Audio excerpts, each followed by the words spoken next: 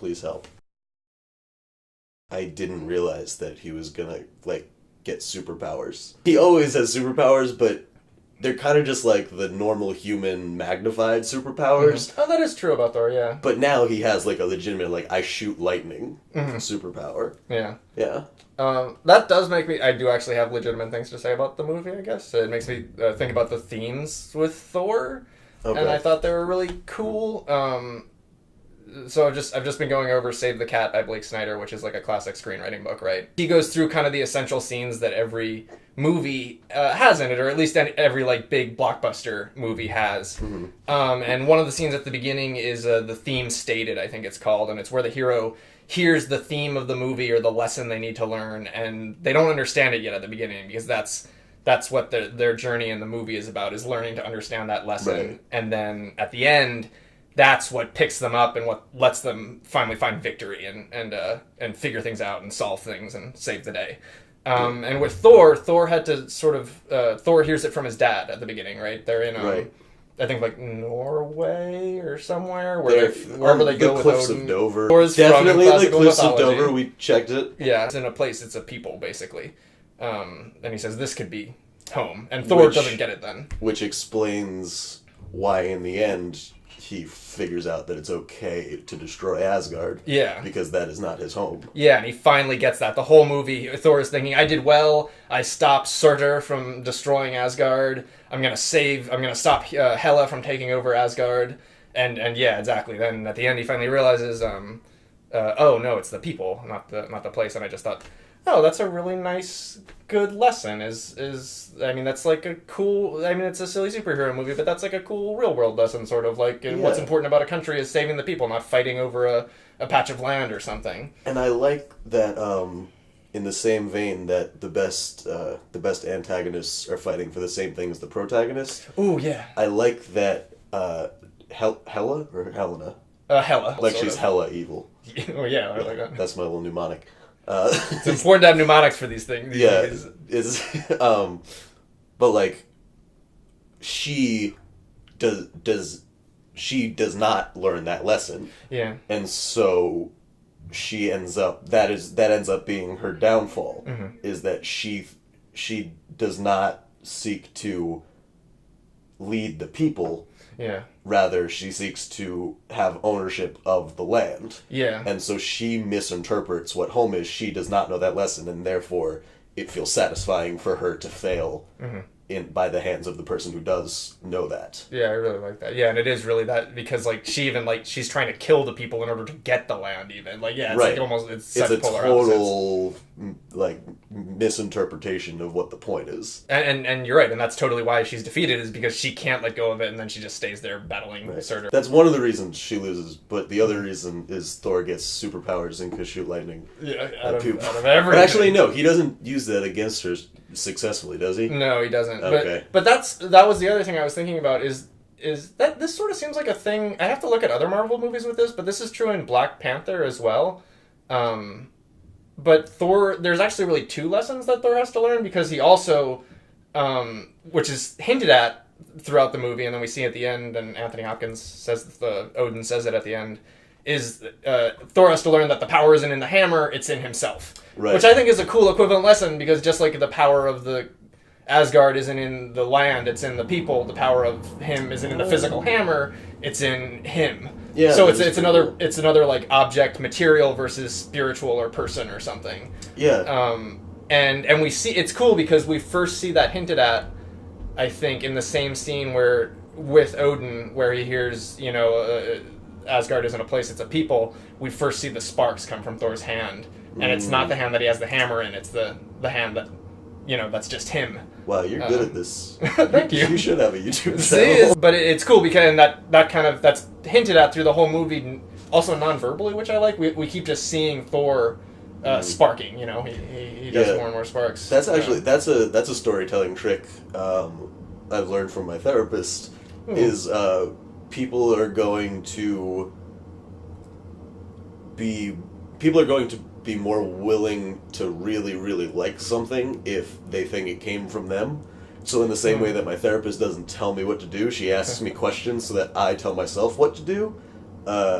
it's the same thing where if the movie says this is what's happening, you're like, okay, but if it hints at it and then you think you figured it out, all of a sudden it's like, that's so cool. Yeah, it is. And really the movie's making it like obvious enough to get, right. you know, but they want you to get to that place, but it's so much more satisfying yeah. when you get there, when you have to do the work to meet them. I'll watch a video where it's like these three 20-year-old dudes that are just like, they just love Yu-Gi-Oh cards, and they're just talking about Yu-Gi-Oh cards, and I never ever, I would think my impulse would be like, this is so dumb, why are they doing this? But every single time I just feel great, and I'm like, I'm so happy that they have something that they like so much.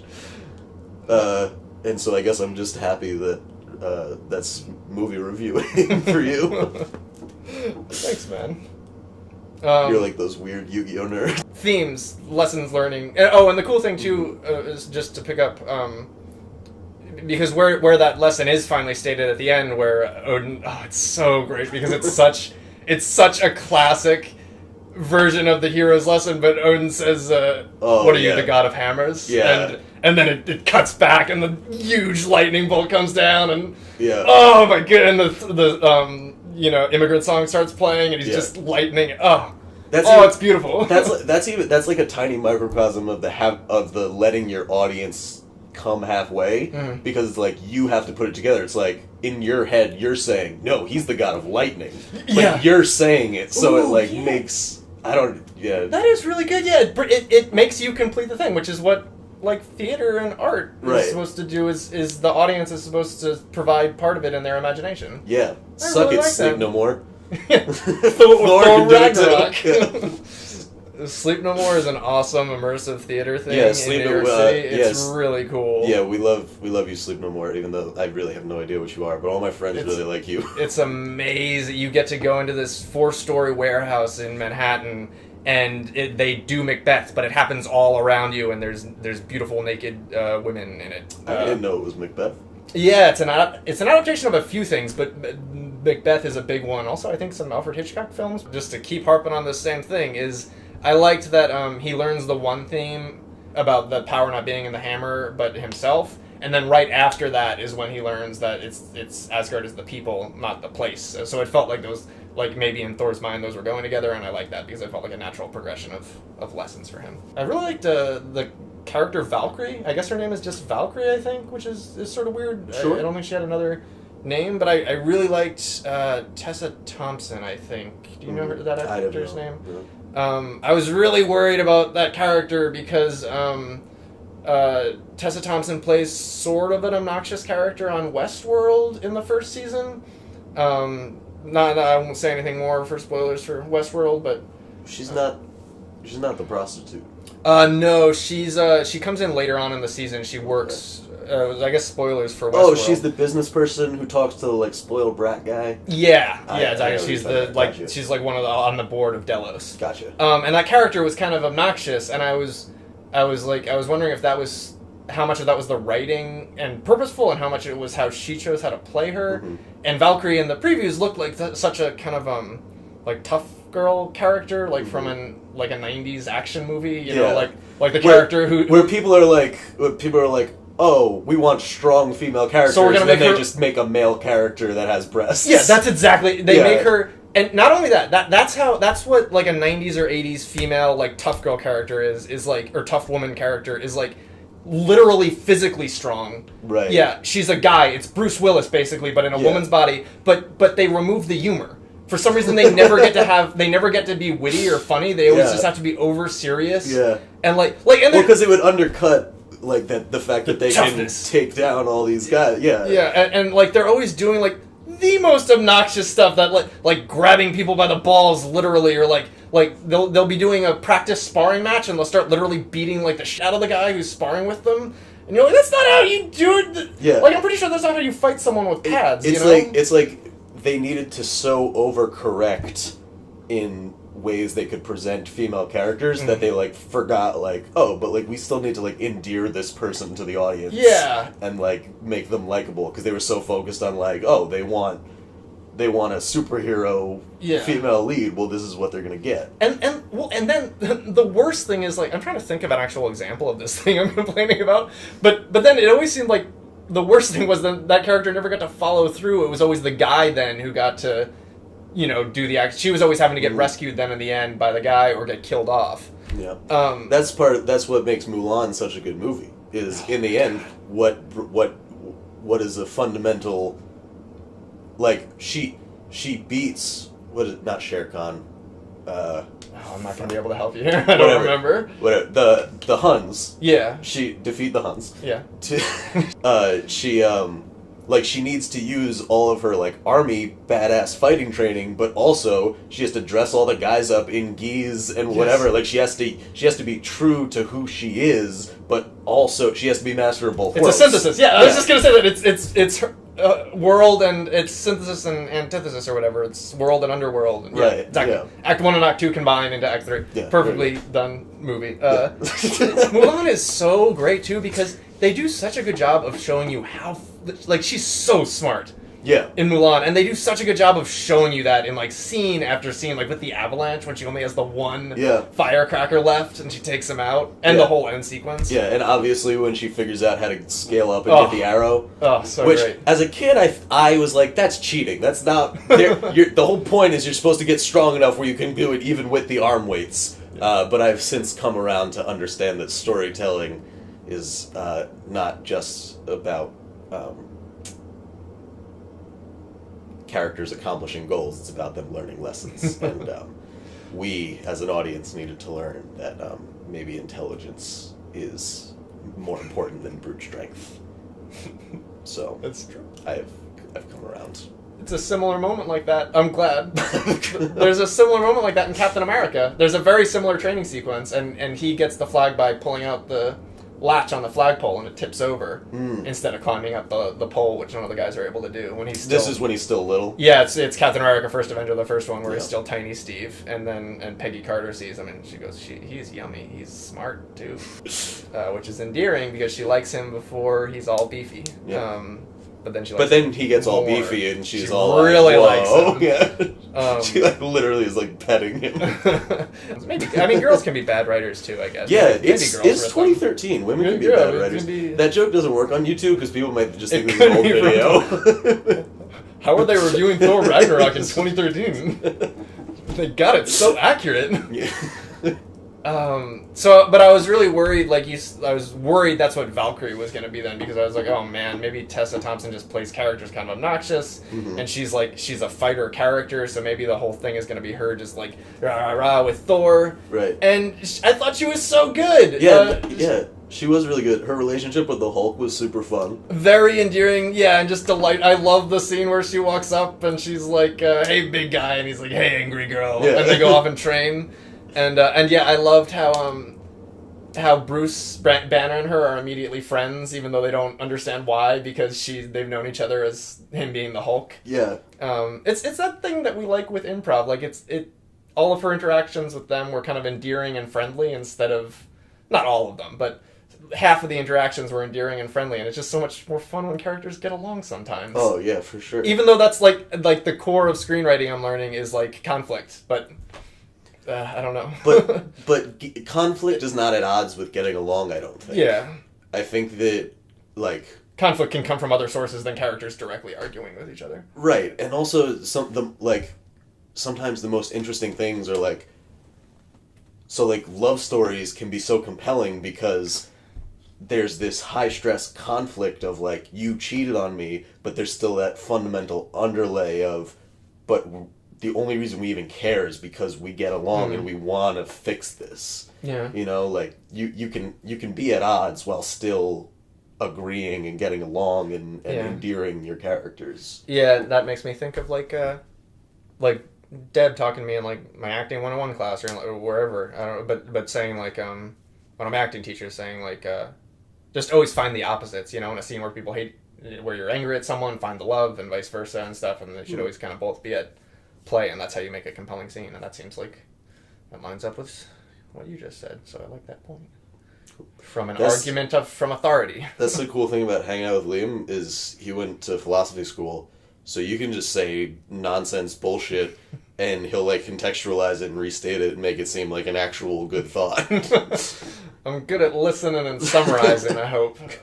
That's a core of the Socratic method is restating your opponent's argument, or your interlocutor's argument, to make sure that like you've understood it, right? It just happened. Did you see it? So because that makes sense though, right? You wanna show that you've understood before you keep arguing. That's such a problem in so many arguments, is people just arguing past each other, probably, right? Are we gonna get into politics in the first episode? Yeah, let's get into it. Let's do it. That's I've always wanted to have a comment section of my own on YouTube. a rageful. People are just calling each other gay. Like, they're calling each other gay on my video. Yeah. Okay, Valkyrie. Yeah, sure. Well, loved her introduction. She walks out all tough and then falls off because she's drunk. Yeah. And the thing she falls into, I heard, is I don't remember, like a Rathgar or something. It's an animal that Thor references in Avengers.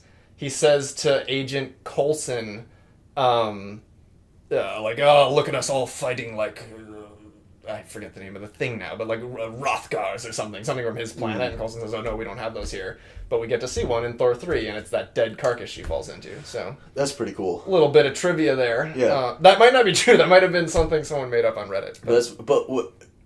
I think the reason that seems satisfying is because Easter eggs are kind of that thing I was talking about before, which is like the discovery of like, there was no guarantee that anyone was ever going to notice that, but it was there to notice if you could.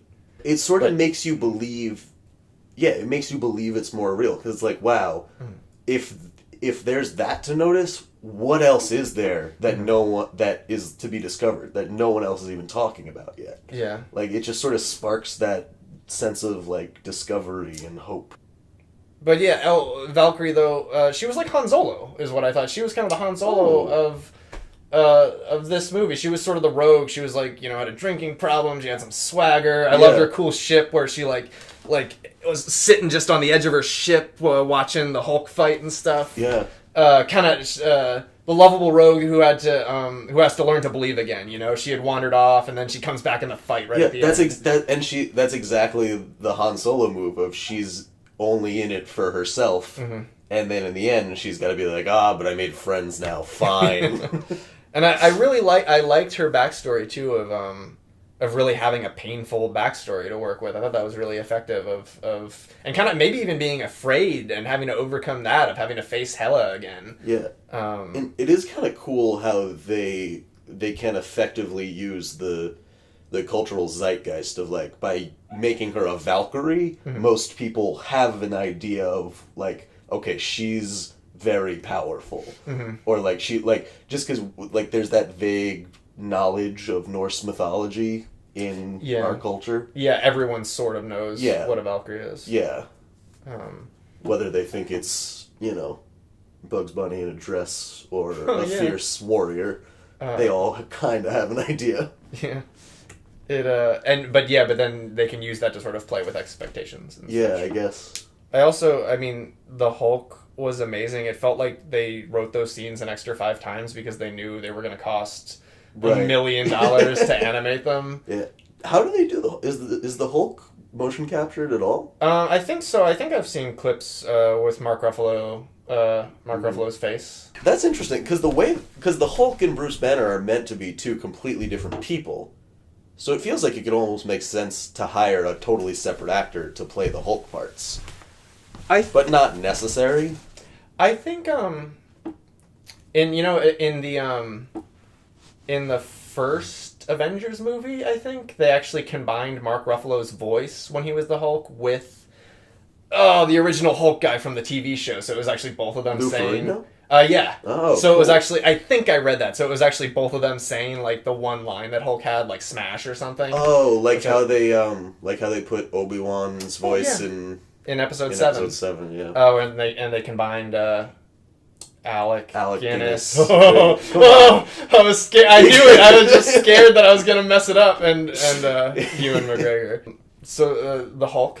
The Hulk, I loved, so we talked about this, I loved that it seems like the Hulk is aging in real time. And I think you're right. I think that's how they planned it out. Yeah, he's not completely uncontrollable anymore. He's like a 2-year-old because he has existed as the Hulk for 2 years straight. In the same way with a 2-year-old where they're like really frustrating and you can't tell them to do anything, but also they can be like really charming and you see little glimpses of like, oh, they're like a little person. Or in the Hulk's case, a giant green person. Also, kids just are so unrestrained in their emotions and wants, and that's so good for just film and theater, like having a character like that, because that's compelling to watch as someone who's just very upfront with like things that make them happy and sad and things that make them angry and just all of their emotions on display and all their wants and neediness on display. Yeah, and that really seems to like kind of match up with like the fact that the Hulk, when he's the Hulk, he isn't 100% just temper tantruming all the time. Temper tantruming. Whereas like, if you think of it as like in the original Hulk movie, he was like a newborn baby. Yeah. Like if a newborn baby had that body, that's what it would do. Yeah, it would just tear everything apart and like, because life is pain. But but then also I really like the way that theory holds up in Infinity War, when you find that like Infinity War spoilers. Yeah, little. I'm gonna put it in the comment where the Hulk is going through his terrible twos, and so he just starts saying no. Yeah, doesn't want to. He's like, no, I'm not gonna do it because that's what happens. That's what people do. I just really like how much that seems to line up with what's happening.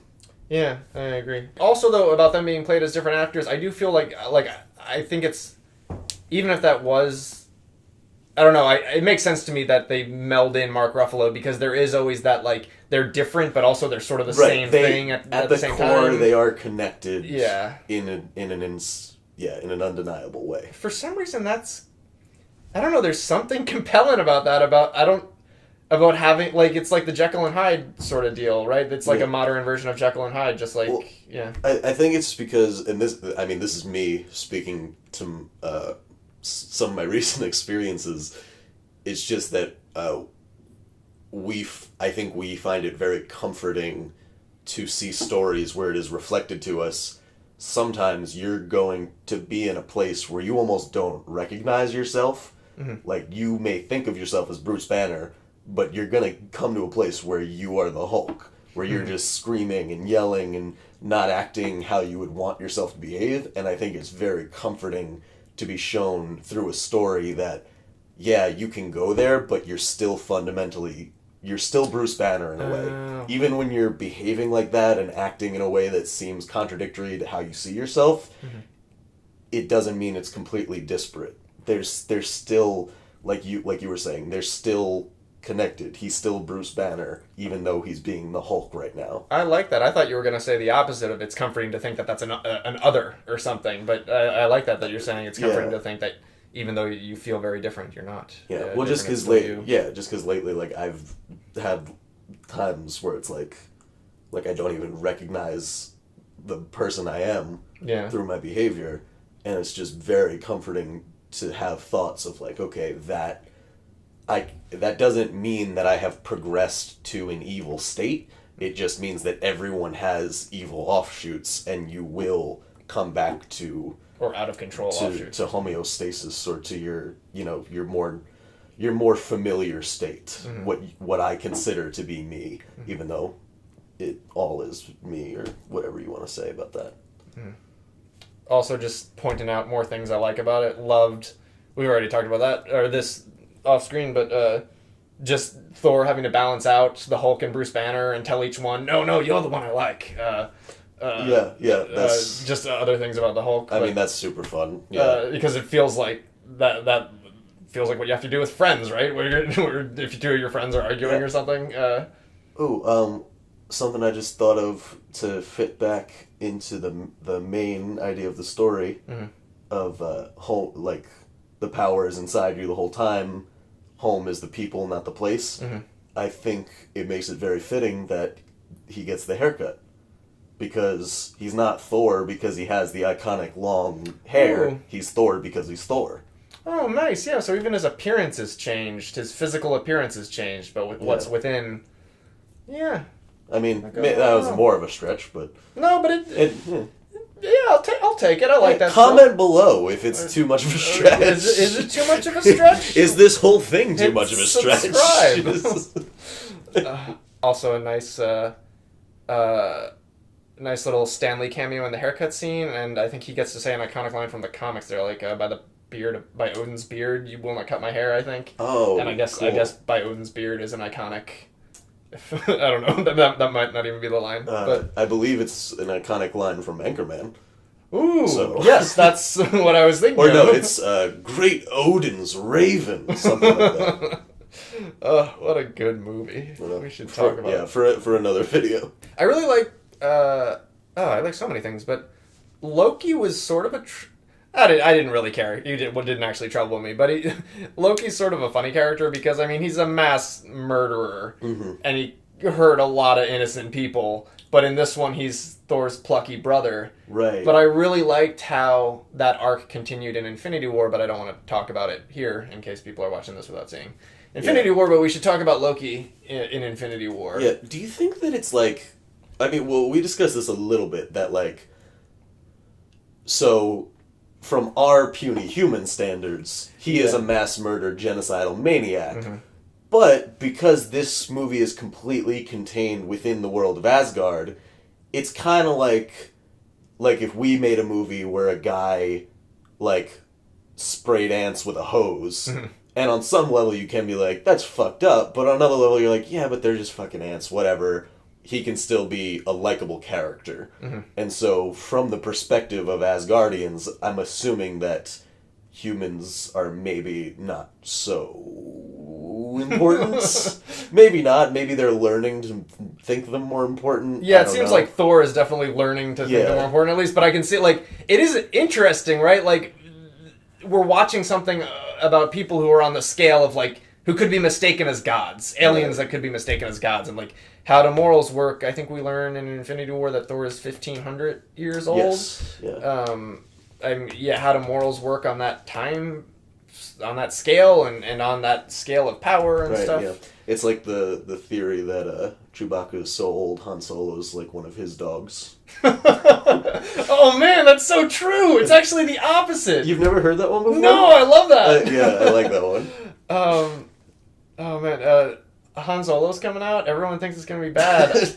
It's by Lawrence Kasdan, the greatest screenwriter of all time. I just want to say it in like a video before it's out. I think reviews might already be out, so maybe it seems like I'm just basing on that. But I'm saying right now it's going to be awesome. Like that's my big. This is when the little eye in the corner pops out, and that's where you're. Watch our Han Solo review. Oh, I thought.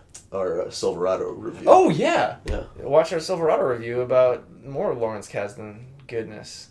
He's such a good... Lawrence Kasdan wrote Raiders of the Lost Ark with George Lucas and Steven Spielberg, and Empire Strikes Back, and Return of the Jedi, and Star Wars Episode 7, and he's awesome, and he's writing... That's literally all the good ones. Yeah, he hit all the good movies. I just believe he's written all the good Star Wars movies so far. It's gonna be awesome. Yeah.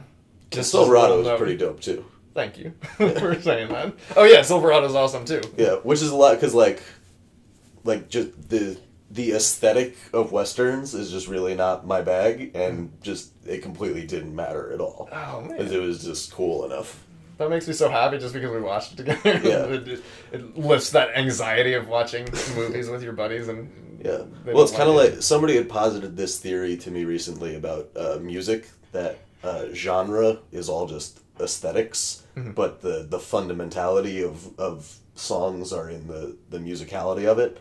So basically the idea being like, you can't not like bluegrass songs because there will be songs within bluegrass that is communicating to you in the same way that a Smashing Pumpkins song might. It just has a different set of aesthetics around it.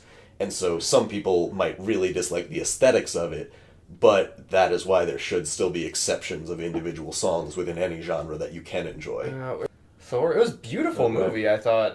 Some of the shot of Thor flying away from the dragon at the beginning was gorgeous. The shot of them flying up. Dragon? You mean the like monster thing? Yeah. Okay. It looked like a dragon to me. I don't know. It could have been. I was just trying to place it. Might have been a wyvern or a drake. Ooh. I don't know what. Ooh. We should do a video on the different types of dragons. Really. I was so interested in that when I was a kid. We had for 4th grade we had to do a project where we had to make up our own country and we had to like make a flag and everything. And my whole thing was around that it was supposed to be around drakes, and everyone was like, "Cool dragon." I was like, "It's not a dragon." Whoa, it's not a dragon. It doesn't breathe fire. Okay. It has exactly 4 legs, and I don't even know if that's correct. Our first books with buds should be a review of Aragon. Oh, I'm That's down. because I think it's one of the few books. It's one of the few books that we've both read. Yeah. We can do that, and we can do Mornings on Horseback about the young life of Theodore Theodore Roosevelt. Yeah. The sexy topics, which is an amazing book and an amazing man. Teddy Roosevelt. That's a president that deserves to have his face carved into a mountain. Oh man, what a cool dude. Guy. I mean, he's also probably horrible in ways, but everyone's horrible, and some people are also cool. Mm-hmm. So, and he was one of the ones who was cool on top of the horrible stuff. Yeah. I mean, I say that I don't even know what he could have not been horrible. I just assume that like everyone is. I think he had something to do with starting a war with Cuba. But he also invaded it himself, which I feel like... Yeah, so then that's like when vegans are like, you wouldn't kill the animal yourself, but like he would. He would have. He killed a lot. He also did kill a lot of animals. He killed a lot. Yeah, he fucking... What did he kill? Like 500 birds just on vacation as a kid? As a child. Yeah. As an asthmatic child, just with a shotgun. But like, also there's a part of me that's just like, yeah, but I've eaten so many chickens, like, like I can't judge that at all. Like, why is me getting, like, it's not like I ate them for nutrients. I ate them because they tasted good.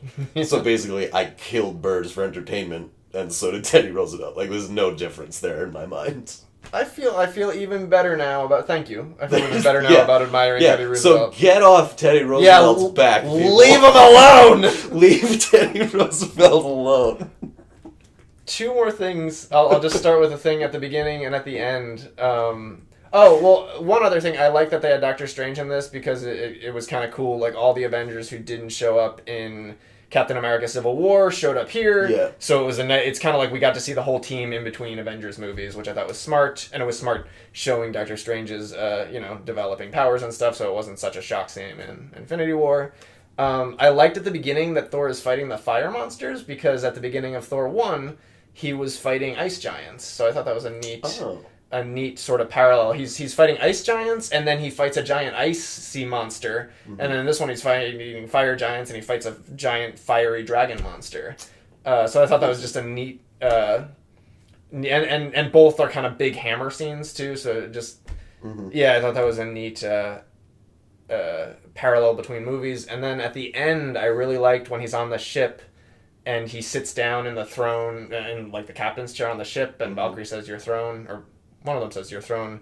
The theme that plays is from his coronation. It's like the theme from Thor 1, but it's the theme that plays when he's going to be coronated in Thor 1. And then that's interrupted, I think, by an ice giant attack, and it never happens. But it was just, I liked that musical callback because it's beautiful for one, and because I thought it kind of really, this 3-movie arc is kind of tying off Thor's arc. This is exactly, like, that's just as meaningful and detailed as, like, the shit they make you look for in, like, The Catcher in the Rye.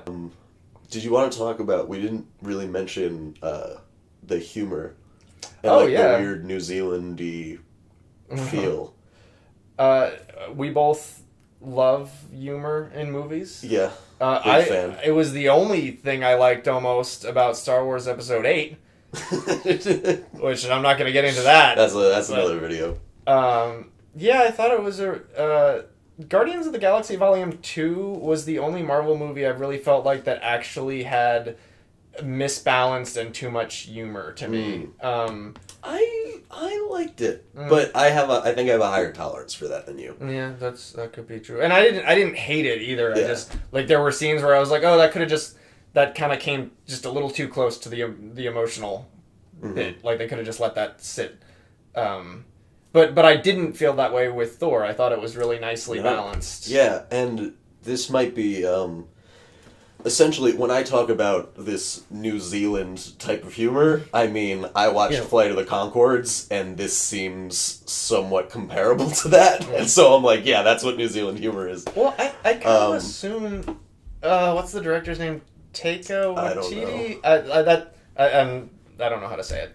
But I kind of assume that he maybe has something to do with Flight of the Conchords, because he's worked with Jermaine Clement. Did he do... What They Do in the Shadows, or whatever. Yeah, what we do in the shadows. Right. So he was in. I think he directed that. Okay. Which would make sense because he's a director, and he was one of the. He was a vampire. So whether you want to call it New Zealand sense of humor or just the sense of humor from the three people we know of from New Zealand, I just really, really enjoy that style. It's very, very much rooted in the everyman, and it's just so like. Oh yeah, So in that Flight of the Conchords can make... You hear that? We got a fancy microphone to pick up that fart. $200 to get that fart to you.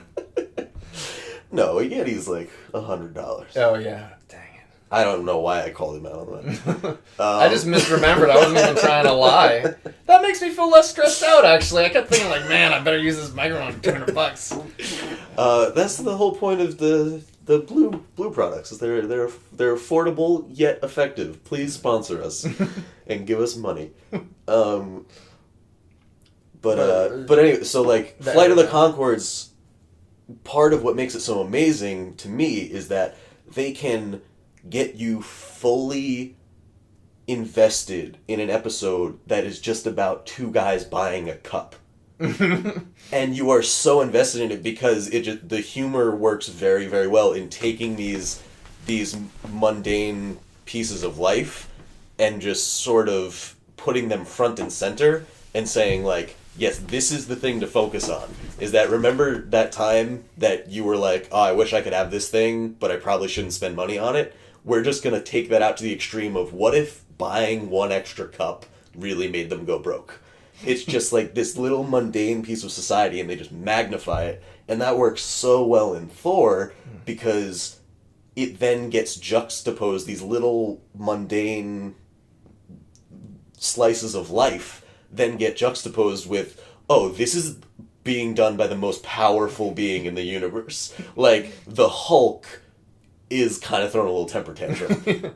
Thor, the god of thunder, been alive for 1,500 years, like, has to balance out making sure his friends think that he likes them the best. Like, it works. Or getting his hair cut or something. Exactly. Or being worried that he looks stupid, or like, it just works. Or having that petty argument with the Hulk over who won or what. Just all the pettiness with the Hulk, really. Yeah, and I think that fruition of that sort of mundane humor with these fantastical settings was really epitomized in that one character that everyone loves that I don't know the name of, the rock guy. Korg. The guy that the director voiced. Yeah. Is like, he in and of himself, he is a soft-spoken guy who's completely centered in the procedural aspects and like the most dumb, uninteresting, like when he talks about revolution, he doesn't talk about stoking the fires of passion and doing what's right. He talks about organizing together and trying to get a pamphlet and like. And also the problem was with his revolution was only his mom and her boyfriend showed up, and and his problem with that is he hates her boyfriend. Like, right. So it's the problems that real people deal with. Mm-hmm. But it's all being dealt with by a giant rock monster. Like I feel like that is the log line to what the humor of this movie is. Yeah. It's like it's a god having to deal with the fact that like, ugh, my half sister, man, she's a pain in the ass sometimes, and we got to figure out what to do with the family home, but the family home is Asgard. It's like It's just, I think that's just, I don't have an end to that. This is tangential on what you're saying, but it just makes me think that Thor and Black Panther are really a good pair. Thor Ragnarok and Black Panther are really a good pair of movies in that they both deal with kingship and who gets the throne and ruling a country. That just I like that because they deal with it very differently, and it just Black Panther has a very regimented set method for picking a new king, and rules and stuff that they have to abide by and laws. And in Thor just has that line at the end where he's sitting on his throne in Asgard and he's like, "You really do have a claim here, but we know you can't have this because you're just the worst." Right, yeah. And it was interesting, like... I do really like that. Like it's and that makes sense, right? Because men have to have laws. They have to abide by laws. But women. And women. It's 2013. Women have to abide by the law now. Yeah. They can't just do whatever they want anymore. Gods don't have that, I guess. Like, they can kind of just see things as they are, and they're allowed to just say... Ooh, that's an interesting take on it. Like in the Federalist Papers, they say, like, if men... He saw Hamilton. I just listened to the soundtrack. They say I don't know, basically just if men were angels, then they wouldn't need laws, right? And Thor is like a literal angel, sort of. Oh, that's god. Cool. So I don't know, it's just, I bet there would be a lot of fun parallels, I bet, between those two movies in contrast. It's almost strange in that, like, I don't know, I think human beings just really like thinking of things as circles when they originally thought they were linear.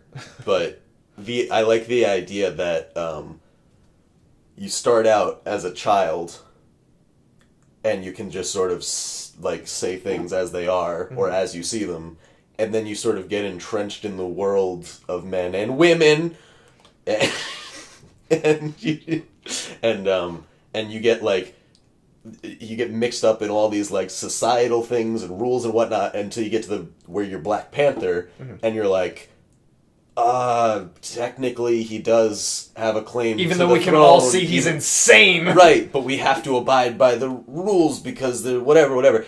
And then if you just push past that, you sort of return back to, okay, we have now become so powerful and existed for so long that we realize the error of that and are now back to just like, yeah you do have a claim, but you're evil. And it fits in, that fits in nicely too with, because it's not just Black Panther, like in Captain America Civil War, it's a huge problem of like rules and regulations, right? That comes out of like, and them debating, like Cap sort of wants to be on the Thor side of it. I think them just deciding, and Tony is saying, no, we need rules to, I don't know. Yeah, which is a nice reflection of the real world when we have to go through, is it Piaget's stages of development? It's some psychologist's stages of development where basically like says like as a kid you just do what you're told the rules are. Okay. And then theoretically there comes a point where your morality evolves, and rather than deriving your morality from the rules, you derive the rules from your morality. Although I think that might be a developmental stage that is optional, that like not everyone gets to. Right. That might just be me thinking poorly of my peers. I don't know. Oh, should we not curse on this? Are we trying to keep it family friendly? Oh no, I don't want families watching that. I hate family. Okay. The final thing is just that moment where Odin says, I know we've already said that, but Odin says, "What are you, the god of hammers?" Yeah. And the lightning comes down and the song plays. I think, like, we were both practically screaming. This was such a fun movie to watch with you, by the way, just with your buddy. Like, it's so fun to watch together and enjoy, like, because it was just really such a joyful movie. And just that final scene, like, I feel like we were both practically just screaming in delight when he just is doing the lightning just smackdown of an entire army. Yeah. That's why... I feel like that's why you go to a movie, because for that moment, you're not like a little sick dude or whatever. You're like, it's timeless, and you're a god of thunder, and you're not thinking about anything else. You're just in that moment, and you're all powerful, and everything else fades away. And like, I guess that's called escapism, but it's sublime. You know, it's so much about like the feeling of it or something. And when a movie can, you know, Justice League is not creating that feeling for me. I'm just cringing the whole time. And it's really rare. Transformers is not creating that feeling for me. I'm just cringing the whole time. It might for some people. Yeah, maybe. I think that's really important. I think that sometimes when people think of art, whatever that means... We were struggling with that earlier in the day.